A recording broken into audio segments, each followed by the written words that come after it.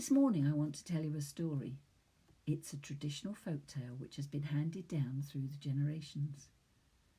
But before I start, why don't you press the pause button, make yourself a cup of tea, grab a mince pie, and then settle back to listen to the tale of 3 trees.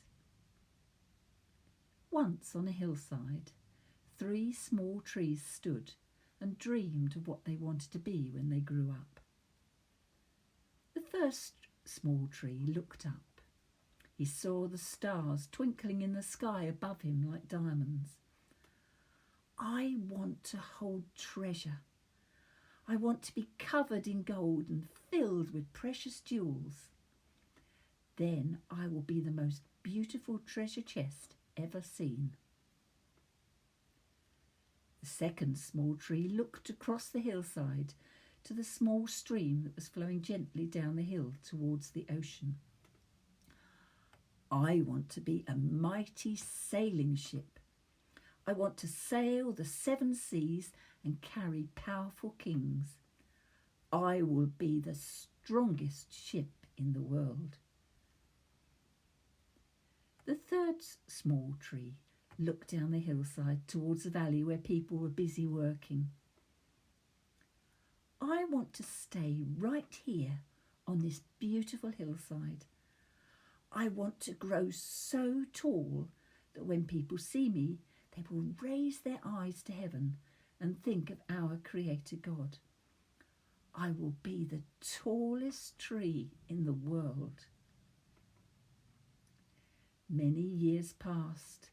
The seasons came and went, and the 3 small trees grew tall. One day, 3 woodcutters climbed up the hillside. The first woodcutter looked at the first tree. This tree is beautiful. It is just what I am looking for.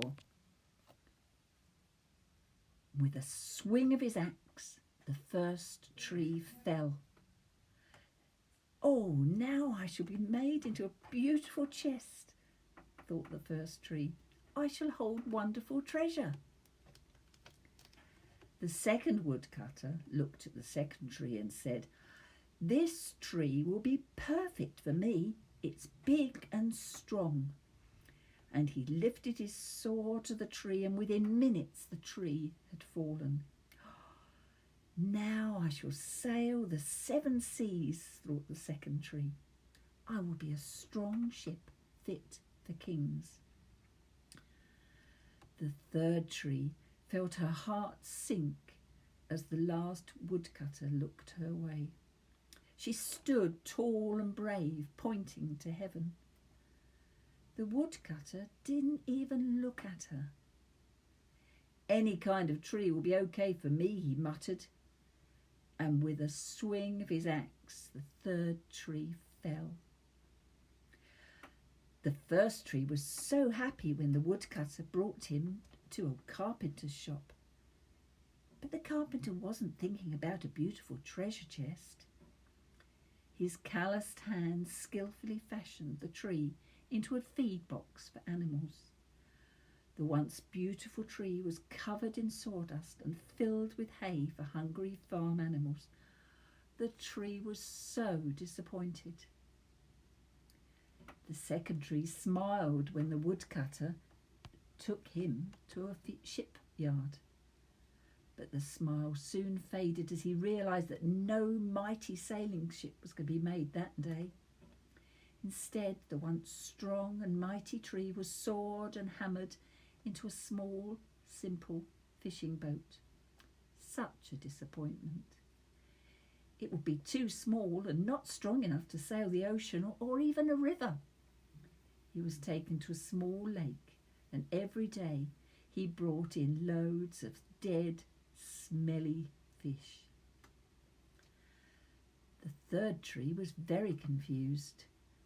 The woodcutter just cut her up into strong beams and left her in a woodpile. Why? What's happened? The once tall tree wondered. All I ever wanted was to stay on the hillside and point to God.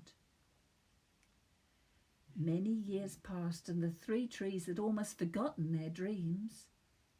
But one night, golden starlight shone over the first tree as a young woman placed her newborn baby in the feed box.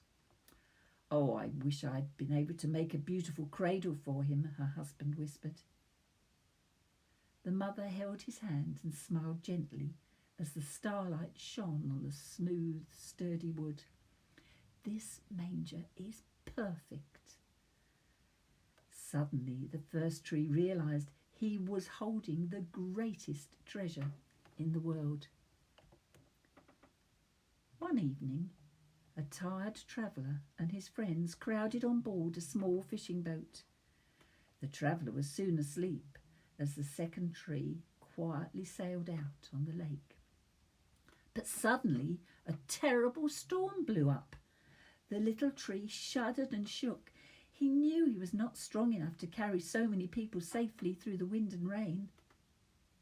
The tired man woke up, and standing up, he stretched his hand out across the lake and said, "Peace."